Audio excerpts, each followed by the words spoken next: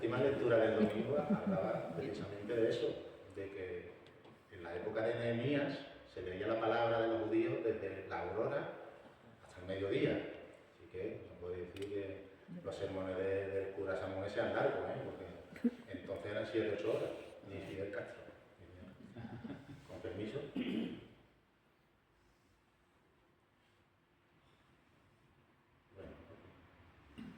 Bueno, voy viendo la hora.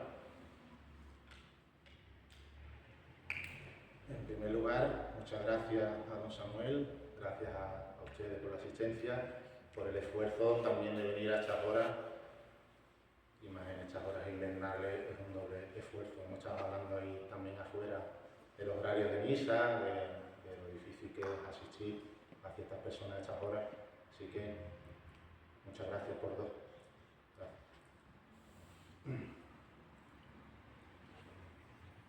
La comunión de los santos. Tema complejo, dice don Samuel. Tema apasionante. Un artículo del Trede que pasa como de corrido, ¿no? Integrado en el creo del Espíritu Santo, la comunión de los santos, la Santa Iglesia Católica. Ahora nos zambulliremos y entraremos un poco en concepto, desgranaremos también las diferentes dimensiones que tiene. Pero empiezo con unas cuantas citas de algunos autores, hablando precisamente de esto, de lo apasionante que es esto. Y hoy, que es el día de Santo Tomás de Aquino, no podía empezar otra cosa que no hablando de Santo Tomás de Aquino, sino de Chesterton en su libro sobre Tomás de Aquino, dice lo siguiente, y eso es, como dice el párroco, para abrir las orejas. La religión nos ha proporcionado el más extraño de los telescopios y el de mayor alcance. El telescopio a través del cual podemos ver la estrella que habitamos. Para la mente y los ojos del hombre común, este mundo se halla tan perdido como el Edén o la Atlántida sumergida. Una extraña ley recorre la historia humana y consiste en que los hombres siempre tienden a minusvalorar lo que les rodea, a minusvalorar su felicidad, a minusvalorarse a sí mismos, el gran pecado de la humanidad, simbolizado en la caída de Adán. Es esta tendencia no a la soberbia, sino a una extraña y humilde y horrible humildad, dice Chesterton. Entiéndase bien, ahora lo entenderéis, esta horrible humildad. El gran pecado por el que el pez se olvida del mar. El buey se olvida del prado. El oficinista se olvida de la ciudad y cada hombre, al olvidar su propio entorno, en el sentido más completo y literal, se olvida a sí mismo. Este es el verdadero pecado de Adán y se trata de un pecado espiritual. Es extraño que muchos hombres verdaderamente espirituales se hayan pasado las horas especulando sobre la exacta ubicación del jardín del Edén. Pero lo más probable es que aún sigamos en el Edén.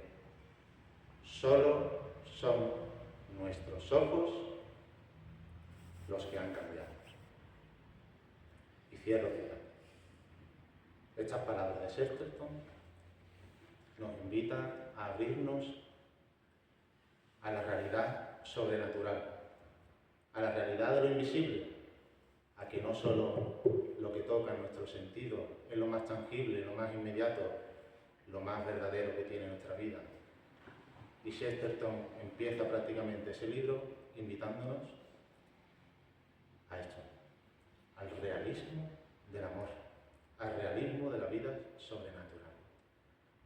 Y el tema de hoy es un tema de invisible prácticamente, pero un invisible que, como iremos viendo, afecta, toca, sumerge e inunda nuestra vida, que es la comunión de los santos. León Blois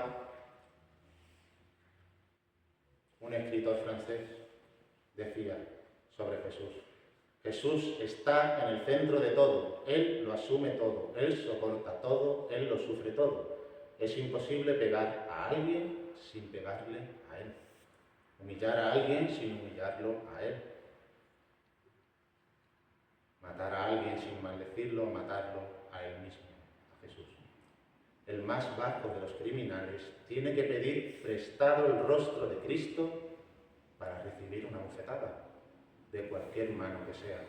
De otra manera, la bofetada no podría llegar a destino y quedaría en suspenso en el espacio por los siglos de los siglos, hasta encontrarse con el rostro que perdona. Ya vamos viendo por dónde va esto de la comunión de los santos. El santo de los santos es Cristo, y no hay ninguna acción, Jesús, ninguna acción, por pequeña, por oculta o por vana o nimia que sea, que se oculte al rostro de Jesús. Y como iremos viendo, el rostro de Jesús se expone a sí mismo, y como dice en el Evangelio, a todos los benditos de su Padre. Lo vemos en el prójimo y se instala en nuestra vida y nos interpela en nuestra vida en el rostro de cada uno de nosotros. Cuando hacemos el mal a alguien, como iremos viendo también, aparece en el fondo, muy en el fondo, estamos haciendo, y eso es el pecado, estamos ofendiendo no solo a esa persona, estamos ofendiendo a la divinidad, a la majestad. Y todo eso no se queda ahí. Todo tiene una relación, todo tiene una red, todo tiene una caída, todo tiene una restauración. Y ahí es donde iremos entrando en esto de la comunión de los santos. Otra palabra más del mismo autor. Somos insolventes porque Jesús es insolvente. A otro salvó y a sí mismo no puede salvarse. Podemos pagar por los otros, no para nosotros. La comunión de los santos. Sufro, por más que tengo deseo de expiar mi sufrimiento, no se me ha dado a mí. No soy más que el depositario de ese tesoro. La comunión de los santos es el antídoto y el contrapeso a la dispersión. Testimonia una solidaridad humana y divina tan maravillosa que le es imposible a un ser humano no sentirse vinculado a todos los demás, en cualquier época y en cualquier lugar que vivan. El más pequeño de nuestros actos repercute en profundidades infinitas y eleva a todos, a vivos y a muertos. Me ha dado una profunda alegría entrar en esta iglesia, hoy que hablamos de la comunión de los santos, y encontrar un retrato del Padre Pío. Ahí fuera mencionábamos que los santos suelen elegirnos a nosotros más que nosotros a ellos. Padre Pío, y esto es personal, yo me siento escogido por él, una entrañable devoción personal y amistad. Y ha sido curioso porque ha sido encendiendo la luz del móvil, ahí fuera. Padre Pío dice de la comunión de los santos: qué grande y dulce es en la Iglesia de Jesús el dogma de la comunión de los santos. Esta es en verdad la puerta de la vida eterna, como está escrito en el frontispicio del pequeño y devoto templo de la Porciúncula, allí en Asís, en Asís, en Italia. Termino con esta cita. Manuel García Morente fue un filósofo español que se convirtió y entró en el sacerdocio. Y ante una pregunta sobre el credo, respondía lo siguiente: todos los dogmas y misterios de nuestra sagrada religión son por igual dignos de veneración, de respeto y de amor. Pero hay uno entre todos que por ventura solicita con particular instancia la ternura de nuestro corazón: el dogma de la comunión de los santos.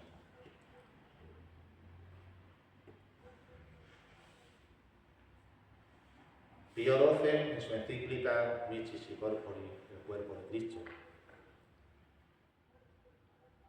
nos habla de este misterio de la comunión de los santos desde la óptica del cuerpo de Cristo. Y hay una frase en esa encíclica que a mí me tocó, en mi experiencia personalmente, por la cual sentí la certeza también y experimenté lo que es el dogma de la comunión de los santos en carne propia. La cita a continuación, muy breve. Misterio verdaderamente tremendo y que jamás se meditará bastante, el que la salvación de muchos dependa de las oraciones y voluntarias mortificaciones de los miembros del cuerpo místico de Cristo, dirigidas a este objeto y de la cooperación de pastores y fieles singularmente los padres y madres de familia han de ofrecer a nuestro divino Salvador. Cuando escuché esta frase en boca y en labios de un sacerdote, en el contexto de unos ejercicios, de un cursillo, por los cuales, en un cursillo o en unos ejercicios, el ejercitante es el que tiene que recibir las oraciones, porque el ejercitante en ese momento es un canal, una vasija, un acueducto de la gracia. Hay que rezar por esa persona para que esa persona precisamente reciba un bombardeo tan fuerte del cielo, como decía Madre Teresa, bombardear al cielo con nuestras oraciones, que se ha derribado. Pues habrá pasado a más de una persona aquí, en algún ejercicio, en algún cursillo, en algún momento, no tiene por qué ser ejercicio o cursillo, que habéis experimentado en carne propia la oración, el apoyo de la comunión de los santos, de otras personas, de una persona que te digo, he estado rezando por ti, o una persona que a los meses te dijo, pues yo estaba rezando por ti. Una monja, un sacerdote que dijo, especialmente recé por ti también. Y tantas cosas que no sabemos y que hemos experimentado en una quizá primera conversión, en una primera aproximación, en un primer encuentro fuerte que todos tenemos en algún momento de nuestra vida. El primer encuentro, ese horizonte que cambia nuestra vida, como decía Benedicto XVI, que cambia el horizonte de toda nuestra existencia, el encuentro personal con Jesucristo. Pues para eso está la comunión de los santos. Que Jesucristo, el santo de los santos, ha querido en su cabeza que todo el cuerpo místico de Cristo, los miembros, todos ustedes, los ministros, los laicos, todos, una gran familia, como el pueblo congregado de Israel, como el rebaño llevado por su pastor, seamos salvados solos, en comunidad. La Iglesia como misterio de comunión y de salvación. Más adelante veremos también en la encíclica o en las cartas de San Pablo, como dicen, que un miembro no puede, que un miembro del cuerpo místico de Cristo, si nosotros nos golpeamos en el pie, la cabeza y el corazón sufren. Si nos pellizcamos en las manos, nuestros nervios, nuestra cabeza, el cuerpo está alerta, padecemos. Ese es el misterio de comunión para nosotros, por el cual también veremos más adelante, Dios nutre de carismas y de dones a toda la familia. A unos para enseñar, a otros para predicar, a otros para servicio, para caridad. Pero todos, de la misma forma, de la misma familia, todos ponen los dones, tenemos que poner los dones al servicio del cuerpo místico de Cristo, de Dios.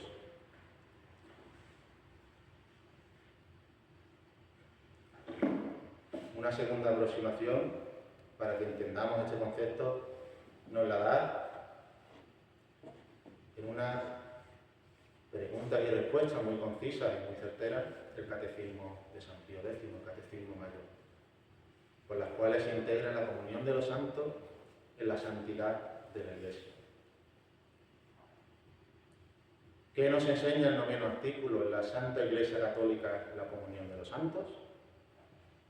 Nos enseña que Jesucristo fundó en la tierra una sociedad visible que se llama Iglesia Católica y que todos los que forman parte de esta Iglesia están en comunión entre sí, como hemos dicho. ¿Por qué la Iglesia verdadera es santa? Decimos una santa, católica y apostólica. La santidad está estrechamente relacionada con la comunión. La Iglesia verdadera es santa porque santa es su cabeza invisible, que es Jesucristo. Santos muchos de sus miembros, santas su fe, su ley, sus sacramentos, y fuera de ella no hay ni puede haber verdadera santidad. ¿Cuáles son los miembros vivos de la Iglesia? Los miembros vivos de la Iglesia son todos y solamente los justos, a saber, los que están actualmente en gracia de Dios. Y sale aquí una primera pregunta o cuestión que nos podemos preguntar. ¿Quién está en gracia de Dios? ¿Estamos en gracia de Dios? No lo pregunto a vosotros personalmente, mucho menos. Pero la gracia de Dios tenemos un indicador muy sano, muy fuerte, muy natural. Seguimos su ley, asistimos a los sacramentos, procuramos hacer el bien. La ley abreviada: amarás a Dios con todo tu corazón, con toda tu fuerza, con toda tu alma, y al prójimo como a ti mismo. Y este concepto de miembros vivos y miembros muertos es importante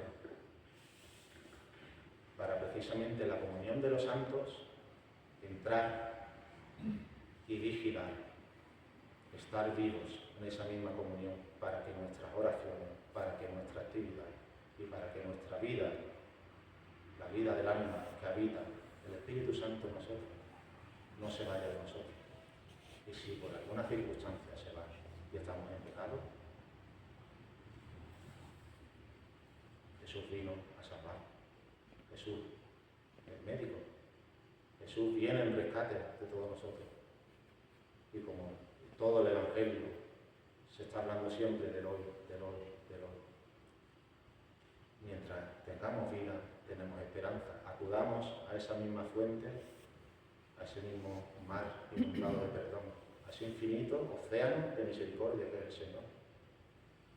70 veces peca el justo, 7 veces al día peca el justo.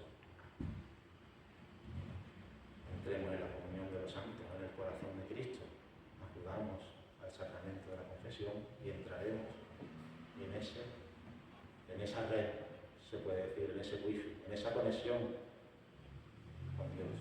Ahí entraremos en la comunión de los santos.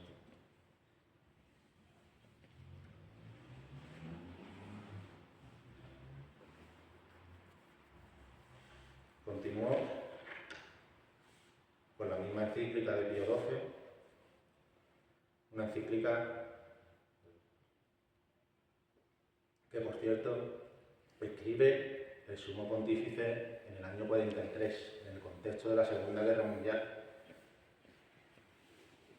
Y como todos sabemos, los documentos no se escriben de forma abstracta o sin ninguna razón, siempre hay una profunda conexión con los hechos históricos.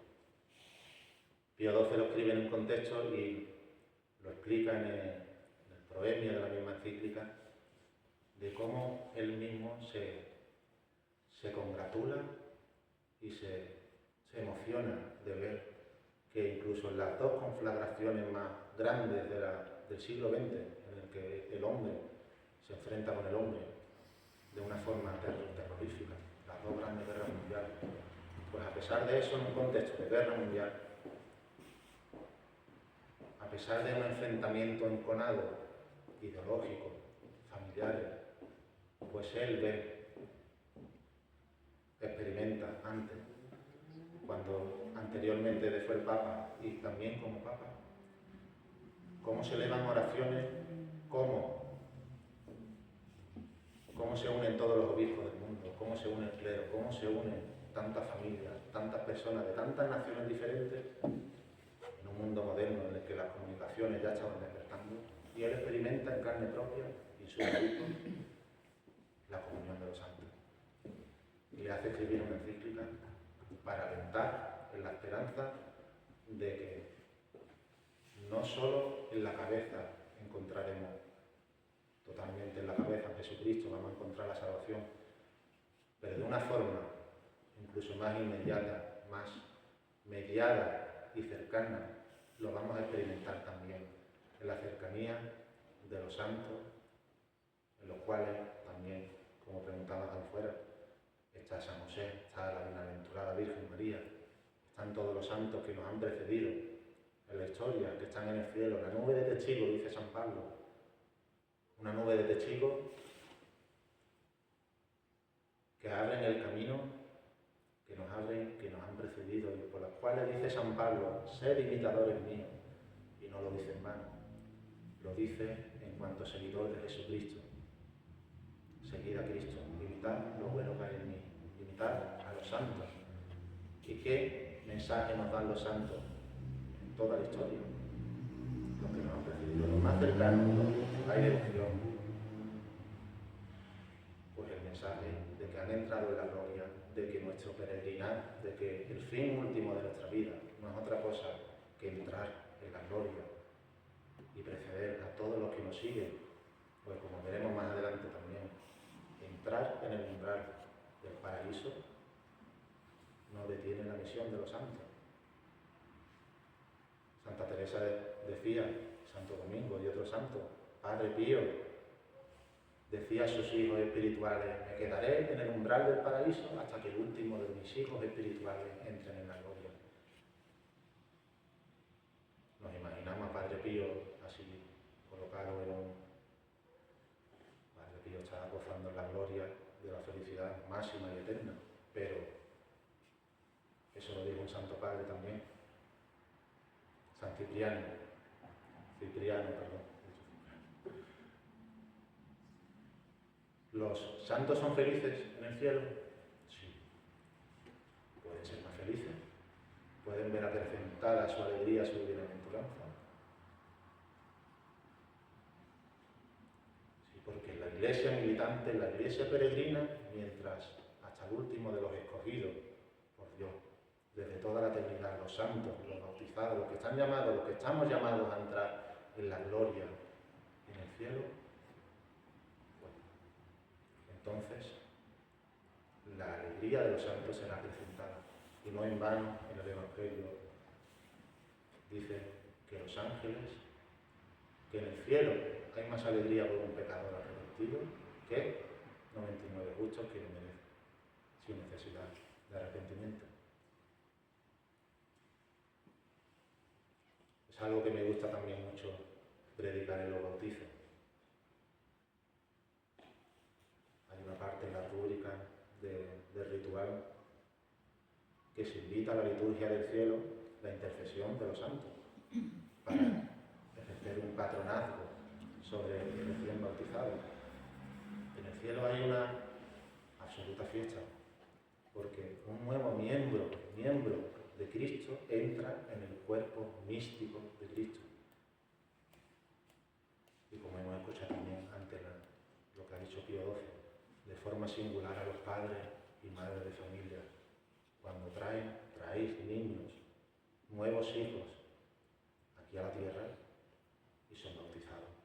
La alegría en el cielo se multiplica por 1000, porque Cristo quiere habitar en el alma de ese niño. Y una vez es bautizado y perdonado el pecado original, un nuevo miembro de Cristo entra en el cuerpo místico de Cristo. Y eso redunda para mayor bien y gloria de Dios y de su reino y de la almas. Dios no tiene necesidad, ni tuvo necesidad de nuestra asistencia, de nuestra creación, del mundo visible nuestro. Y ese es el fundamento primero de la comunión de los santos, el trinitario. Dios es feliz en sí mismo, en comunión, en amor de persona, en Dios, Padre y el Espíritu Santo. Pero con un desborde de la gracia y del amor tan grande, se derrama sobre su criatura y nos crea. ¿Por qué? Por pura benevolencia, porque Él quiso.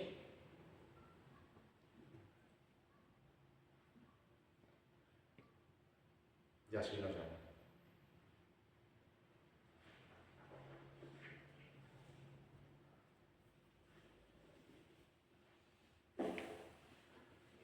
Juan Pablo II, en una convocatoria del jubileo precisamente del año 2000, hoy que estamos este año en año jubilar 2025, en la bula de convocatoria se llama Incarnationis Mysterium. Nos dice lo siguiente: la revelación enseña que el cristiano no está solo en su camino de conversión. En Cristo y por medio de Cristo la vida del cristiano está unida con un vínculo misterioso a la vida de todos los demás cristianos en la unidad sobrenatural del cuerpo místico. Hay personas que dejan tras de sí como una carga de amor, de sufrimiento aceptado, de pureza y verdad, que llega y sostiene a los demás. Es en realidad de la vicariedad, sobre la cual se fundamenta todo el misterio de Cristo. Su amor sobreabundante nos salva a todos. Sin embargo, forma parte de la grandeza del amor de Cristo no dejarnos en la condición de destinatarios pasivos, sino incluirnos en su acción salvífica y en particular en su pasión. Completo en carne, lo que falta a las tribulaciones de Cristo en favor de su cuerpo, que es la Iglesia. Todo viene de Cristo, pero como nosotros le pertenecemos, también lo que es nuestro se hace suyo y adquiere una fuerza que sana. Esto es lo que se quiere decir cuando se habla del tesoro de la Iglesia, que son las obras buenas de los santos. La saludable preocupación por la salvación de la propia alma se libera del temor y del egoísmo, solo cuando se preocupa también por la salvación del otro.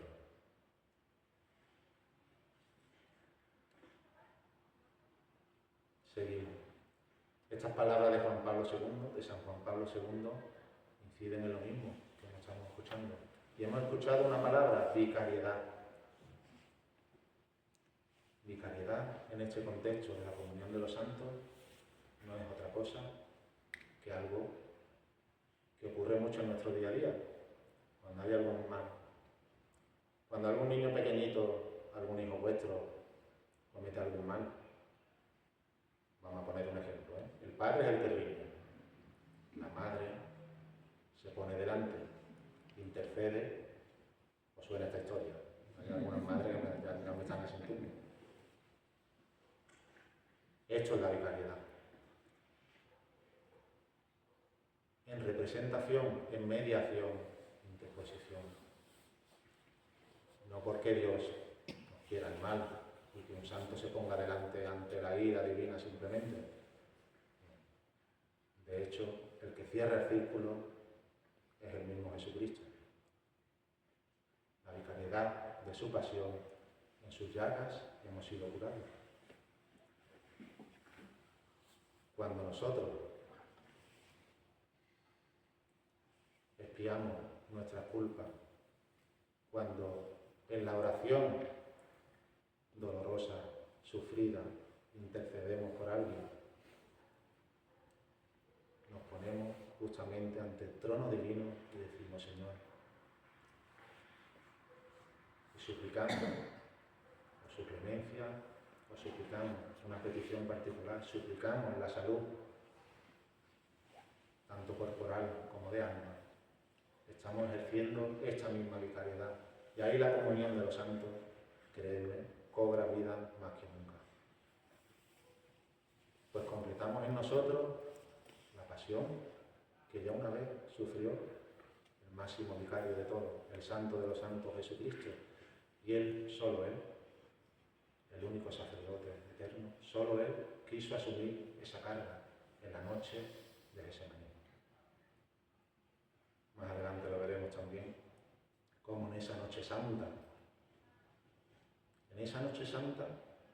el Señor, en su agonía, y eso es algo que experimentan muchos santos y muchos místicos en toda la historia, en su agonía padeció todo el dolor, todo el pecado, todo el sufrimiento, toda la carga sobre sus hombros, como el cordero.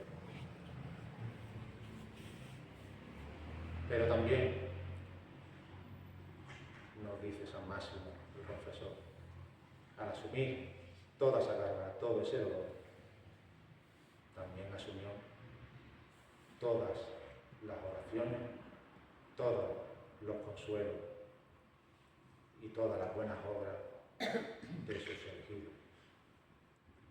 Y ahora nos podemos preguntar, ¿en qué lugar estamos nosotros?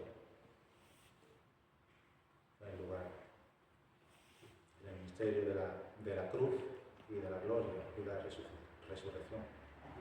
Cada vez que pecamos, le podemos inyectar otra vez dolor en la corona de espinas. Cada vez que pecamos, otra vez de alguna manera le estamos haciendo por el santo Señor. En cambio,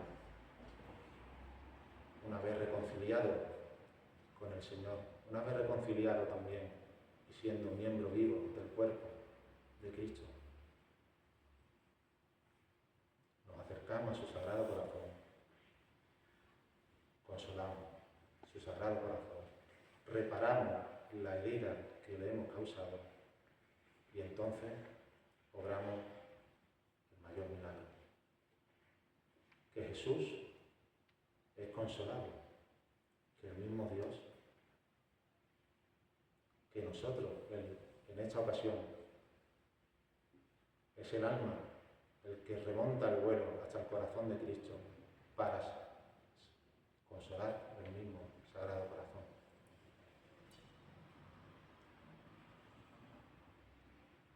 Es un principio muy humano, muy natural, el que nosotros queramos ser consolados por Dios en la oración, el que queramos encontrar consuelo del Dios de los consuelos, el que experimentemos paz, sosiego. Pero el pasito más, el pasito por el cual quiere, y no es poca cosa, quiere Cristo que demos, es la santidad. Y la santidad no se consigue con otra cosa más que en unión con el corazón de Cristo. Y que Cristo no quiere que suframos en vano. Y que el misterio del sufrimiento ya lo ha crucificado. Que el misterio del sufrimiento lo ha padecido Jesús, más con obras que con palabras. Nos preguntamos, ¿dónde está Dios? ¿Dónde está? ¿Por qué sufrimos? ¿Dónde está el sufrimiento humano? No tenemos más que girarnos, ver los ojos de Cristo sangriento. No tenemos más que mirar las 5 llagas de Cristo y ver el camino abierto por el cual se nos promete la vida eterna. Decía Benedicto XVI en la encíclica Espesalvi, y ahora vamos a tocar otro punto, y los difuntos muestran. Quien no tiene necesidad, no siente la necesidad de hacer llegar a los propios seres queridos, que ya se fueron, un signo de bondad, de gratitud o también de petición de perdón. Ahora nos podríamos hacer una pregunta más. Si el purgatorio es simplemente el ser purificado mediante el fuego en el encuentro con el Señor y Salvador, ¿cómo puede intervenir una tercera persona, por más que sea cercana a la otra? Cuando planteamos una cuestión similar, deberíamos darnos cuenta que ningún ser humano es una mónada cerrada en sí misma. Nuestras existencias están en profunda comunión entre sí, entrelazadas unas con otras, a través de múltiples interacciones. Nadie vive solo, ninguno peca solo, nadie se salva solo. En mi vida entra continuamente la de los otros, en lo que pienso, en lo que digo, en lo que me ocupo, en lo que hago. Y viceversa. Mi vida entra en la vida de los demás, tanto en el bien como en el mal.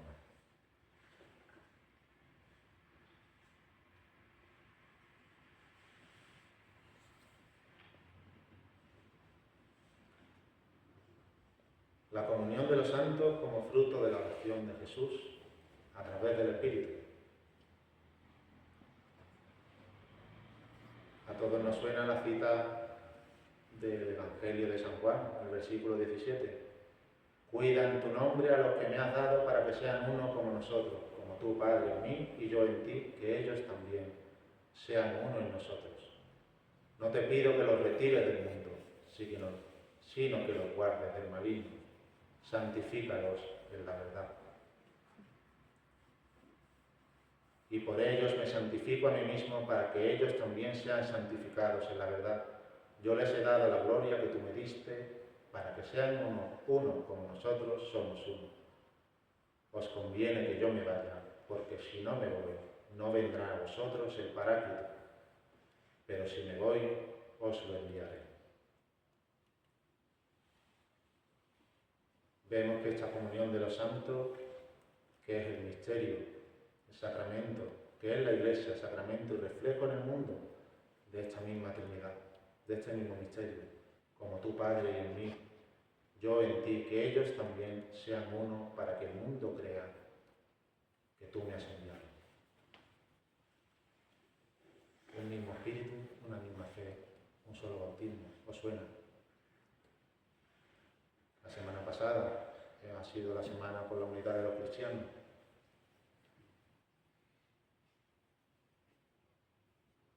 Para que el mundo crea que tú me has enviado.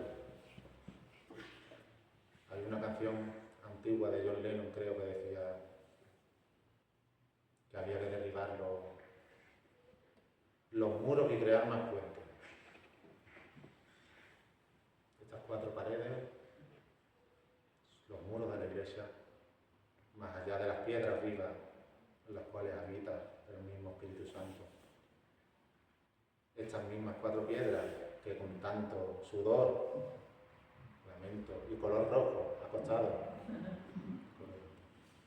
levantar, edifica una identidad, una comunión muy grande, no solo y sobre todo porque está el Señor en el sagrario presente y realmente, sino porque precisamente con el valor infinito de la Eucaristía, aquí en estas 4 paredes, que no se pueden derribar, se sale afuera, reflejo del amor trinitario. El amor trinitario desborda y sale fuera de sí mismo, llega a las criaturas, llega a nosotros, amor. Pues lo mismo tiene que ocurrir en esta Iglesia. Nosotros los católicos no derribamos muros, conservamos los muros, elevamos los muros y construimos puentes. Y no otra cosa quiere el Señor. Y no otra cosa es la misión del cristiano, ir y hacer discípulos y bautizarlos en el nombre del Padre, del Hijo y del Espíritu Santo, porque este mismo mensaje de salvación nos interpela desde el mismo bautismo, desde la misma confirmación, que es un mensaje de salvación, de esperanza, de amor, que no nos podemos quedar para nosotros. Como dije al principio, los carismas, los dones, se nos dan para ser depositarios de los mismos y entregarlos. Como un agua, el agua que dice San Francisco que es casta y útil. El agua es buena y es casta y útil en cuanto que se derrama, es dada y pasa. El agua, ¿qué ocurre cuando, si pongo aquí, tapo este vaso de agua y pasan 2 días, ya no es útil, ya está llena, ya está estancada, está contaminada. Así son nuestros dones, que o se ponen a servicio de Dios, o mueren en sí mismos, o sufren del egoísmo, porque creemos que eso que nos ha sido dado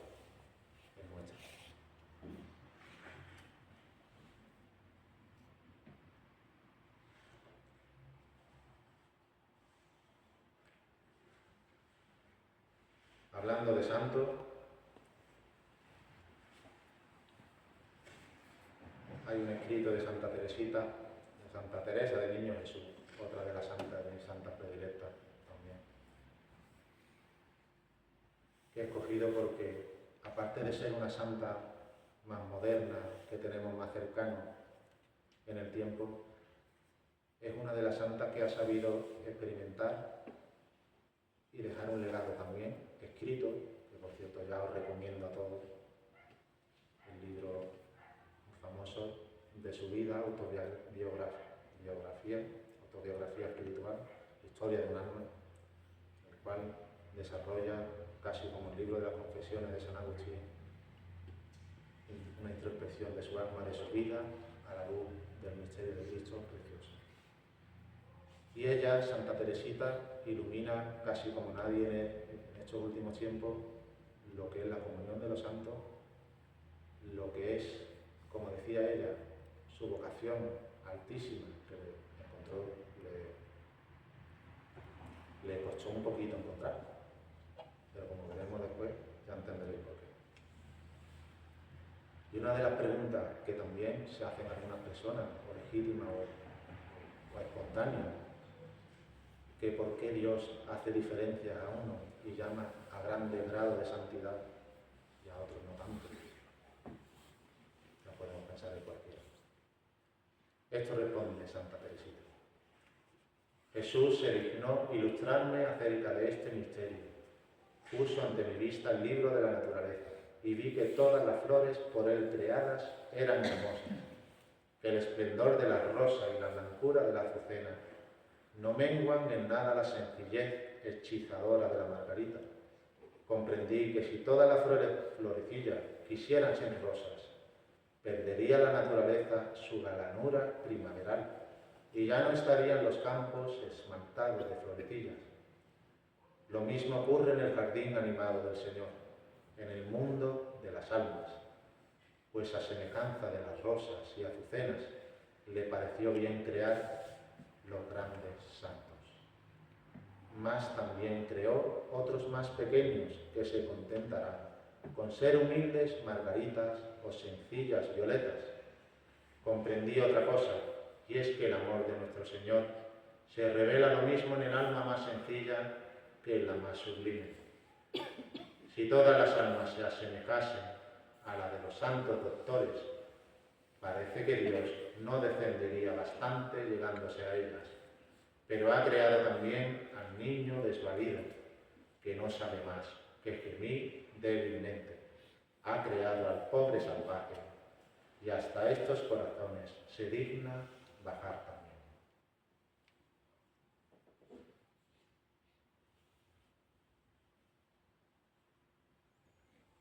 Los padres de Santa Teresita, si habéis escuchado algún hablar de la historia de ellos, es curioso y es un misterio también.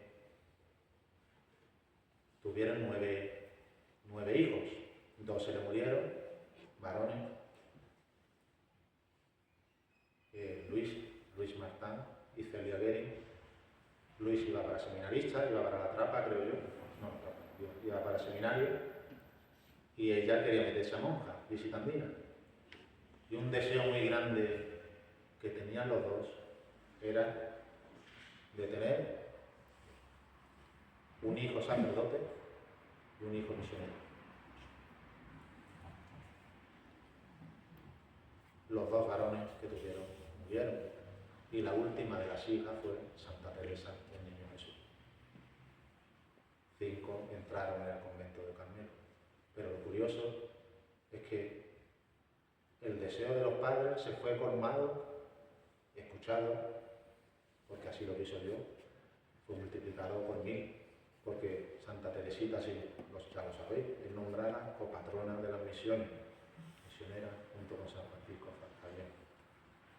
Y Santa Teresita, en otro de sus escritos, nos habla de cómo su corazón ardía tanto de amor que quería ser incluso sacerdote, no como ministro, pero era un deseo tan profundo el que tenía, de tantos carismas. Ella deseaba el martirio, deseaba el sacerdocio, deseaba entregarse como esposa, deseaba y ambicionaba todos los cariños. Pero en el corazón de la Iglesia, concluye ella, yo seré el amor. Yo seré precisamente la gracia de la cabeza de Cristo. Pues en un santo. Así se cumple en Teresita, en Teresa de Jesús, este misterio de la comunión de los santos. Ella desea ser ese corazón que bombardea sangre a todos sus miembros, que alcanza hasta los últimos, a las últimas tierras lejanas. Deseo que también fue cumplido. Antes de expirar en el último día, en aquel convento del Carmelo, Santa Teresita había cumplido su deseo de ir a las misiones, en la oración, desde su cama postrada, ofrecía todas sus oraciones, todo su sacrificio por dos sacerdotes misioneros. Allá no recuerdo el país, Vietnam o la Cochinchina, muy lejos, en África creo.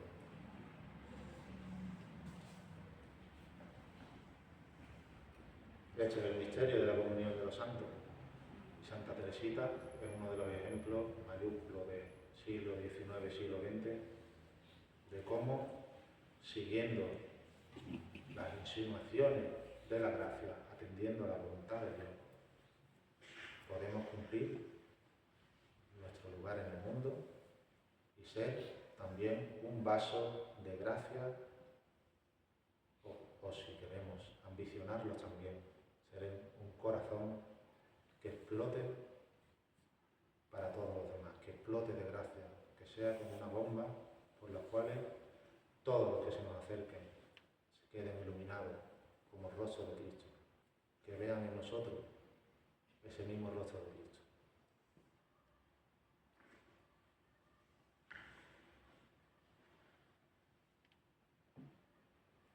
No he mirado la hora que he empezado. ¿Cuánto tiempo llevo? No sé. Una hora. ¿Cuánto? Una hora. ¿Pero a qué hora he empezado? Todavía no hace nada, me parece. 45 minutos. ¿Llevo 45 minutos? Vale, perfecto. Más o menos, más o menos.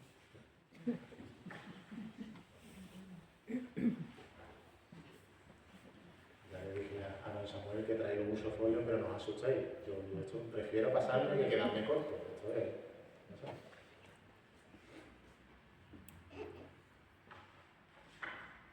Vale. Pues para aterrizar un poquito y siguiendo con la misma idea del cuerpo místico de Cristo, de cómo nosotros tenemos que vivir la comunión de los santos como un cuerpo de diferentes miembros, con diferentes dones y diferentes carismas, y dando una gran importancia tanto a la Eucaristía como a nuestra relación personal e íntima con el Señor. Rescato también una encíclica de Pío XI, en el cual se nos habla del Sagrado Corazón y del deber de nosotros de satisfacción, de expiación o de reparación. Y cómo en la Sagrada Eucaristía, en el momento de las ofrendas, en el momento que comulgamos, en el momento, ahí se cumple ya. Todo se cumple al máximo este misterio de la comunión, por el cual la víctima se inmola ahí en el altar con nosotros, pero nosotros, desde allí, desde esos bancos, nos ofrecemos también con el Hijo. Nos ofrecemos justo en el momento de hace 2025 años. Aquí se actualiza el mismo sacrificio. Y sé de buena tinta que habéis tenido aquí una buena catequesis sobre la misa. En ese momento, nosotros somos oferentes con el gran oferente, que es Cristo. ¿Solo nosotros? No. La Iglesia purgante, nosotros, la militante, y también la Iglesia del cielo está muy presente, que como decía decía una canción, no se sabe si sube o si baja, pero está aquí, en el mismo momento. Todo eso ocurre en la Santa Misa.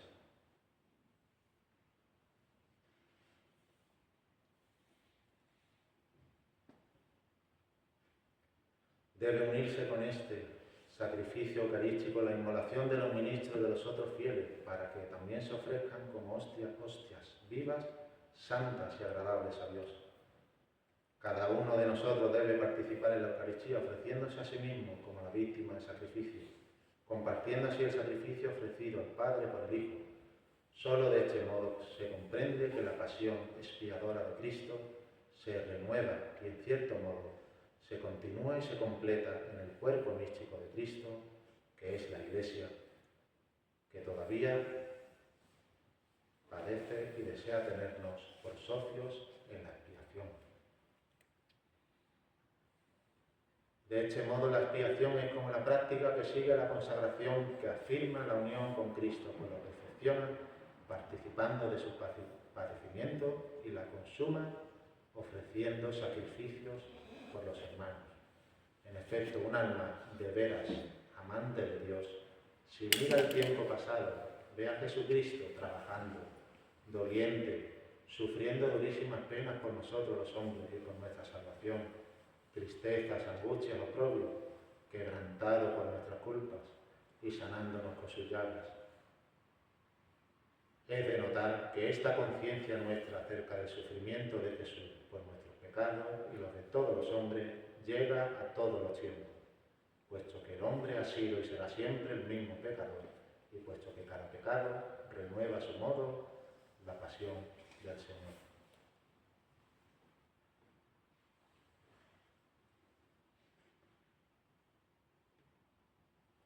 Hay muchos escritos que hablan de esto mismo, de la salvación. Cristo vino por la salvación, por la salud nuestra, de todos y cada uno de nosotros. Pero experimentamos, como dije al principio, experimentamos en nuestra carne y en nuestro corazón el dardo y la herida de amor personal. Experimentamos la noche de Getsemaní viva en nosotros y en Jesús. Pascal decía, pensaba en ti en mi agonía, ponía en boca de Jesús. Decía Santa Teresita también en una de sus poesías, con tu pequeña mano que halagaba a María y sustentabas el mundo y la vida le dabas, y pensabas en mí, acuérdate.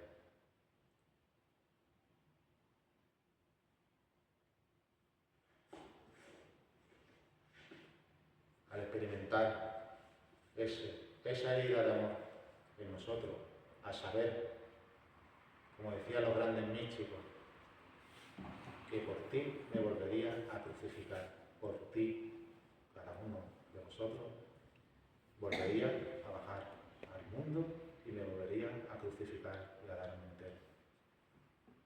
Así lo experimentó el primero, San Pablo, que sin conocer a Cristo en carne mortal, supo que Cristo vivía en él y supo que se había crucificado por él. En sus cartas están llenas de ese mismo misterio, del por mí, del por mí. Y ese por mí te lanza a por el todo, te lanza en búsqueda del hermano, te lanza a la búsqueda del pobre, te lanza en la búsqueda de aquellos que no lo han conocido. Por todo. Yo me voy a detener ya. No, si queréis, pasamos al turno de preguntas como queráis. Son muchísimos temas, de verdad. Yo soy el primero que he disfrutado con un niño chico poniéndome, porque claro, esto te lleva a un sitio, a otro, a un santo, a otro. Aquí no se te va el santo al cielo. El santo te viene a ti, con muchos inscritos, con muchas cosas. Yo creo que sí, es lo que más he disfrutado, así que le doy las gracias al Padre por el tema, porque de verdad es un tema precioso y además que en la misma teología está explotando, está empezando a experimentar, llegar a todo, a descubrirlo. Así que, zambulliros. Yo sí. Si entráis cuando lleguéis a vuestra casa y metéis en Google Comunión de los Santos porque no habéis enterado de nada de lo que he dicho, yo con eso me doy por contento. De eso se trata en la charla, de despertar el apetito. De despertar el apetito.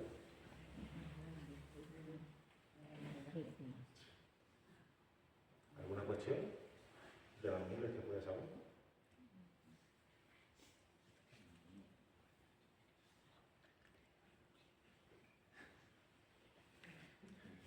El sacerdote puede preguntar también, el cura. Aunque me da miedo, me da miedo.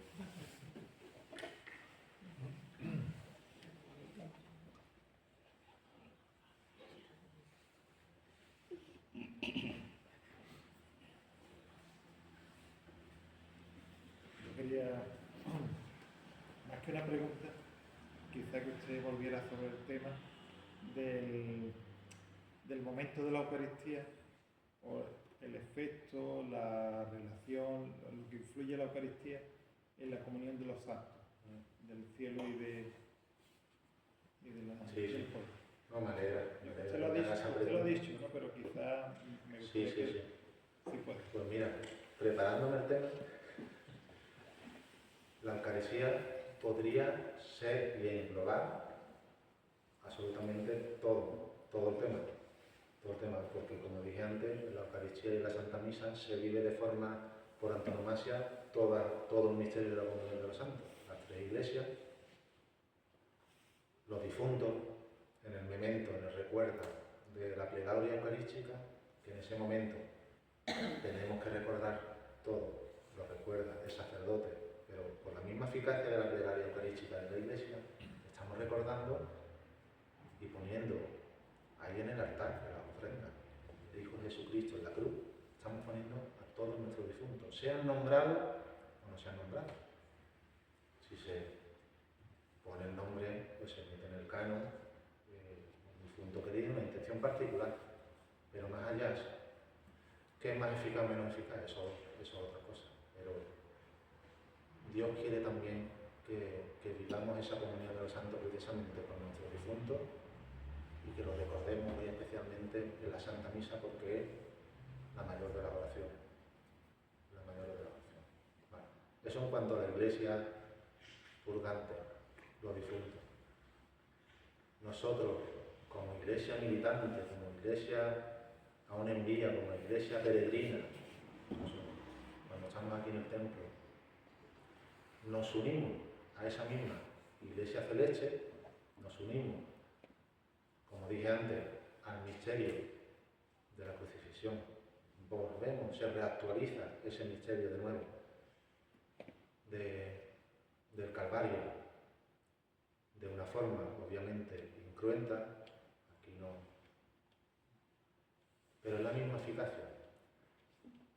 Y se cumple el mismo deseo del mismo Cristo, un mismo espíritu, un mismo cuerpo. Cuando se habla de cuerpo, se habla precisamente del pan eucarístico. No de una forma, es que también una forma material, misteriosa. Que en el cuerpo de Cristo entremos todos, que en el cuerpo de Cristo participemos todos de su vida divina. Ahí entramos nosotros, los bautizados, que son los que tenemos el privilegio de esa comunión y que no debe quedarse ahí. Y precisamente también entra ahí la comunión de los santos en cuanto que los que ya han llegado a la visión divina y forman parte y están gozando ya de la visión del cielo y de Cristo, forman ya parte de la alegría del cielo y quieren y desean que todos aquellos que no conocen y no forman parte del cuerpo de Cristo, de los miembros vivos, sean atraídos así. O sea, que el deseo de Cristo es que todos sean uno. Y eso ocurre de forma misteriosa, ocurre en la misa.